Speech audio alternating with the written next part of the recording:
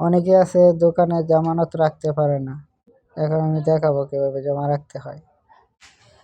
আপনি প্রথমে আপনার লেনদেন পাসওয়ার্ড সেট আপ করবেন, 2বার লিখবেন একই পাসওয়ার্ড যাতে আপনি মনে রাখতে পারেন। ঠিক আছে, এটা দিয়ে টাকা উত্তোলন করবেন।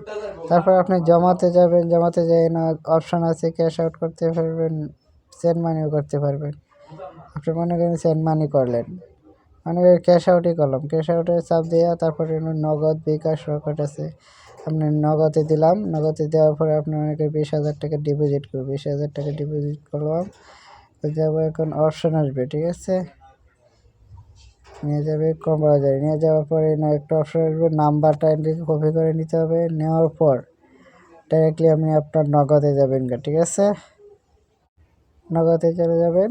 নগদে যাওয়ার পর আপনার পিন সেট আপটা দেবেন, তারপর আপনার ক্যাশ আউটে যাবেন। আমি ক্যাশ আউট দিয়েছি, আপনিও ক্যাশ আউট চাইলে ক্যাশ আউটে দিয়ে দেবেন, সেন্ড মানি দিতে পারবেন। আমি ক্যাশ আউট এখন নাম্বারটা কপি করে আনার পরে এই জায়গায় কপি করে দিয়েছি, নাম্বারটা বসাই দিয়েছি।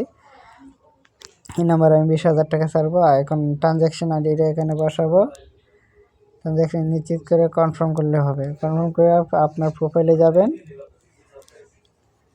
কনফার্ম করে তারপর আপনার প্রোফাইলে যাবেন, ঠিক আছে, নিশ্চিত করে। এখন আপনার প্রোফাইলে যাবেন, যার পরে আমি টান দেবেন, দেখবেন টাকা এড হয়ে যাবে, তারপর আপনার এটাই যাবে।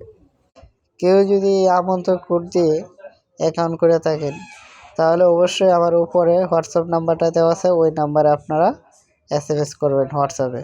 ওকে, গুড বাই।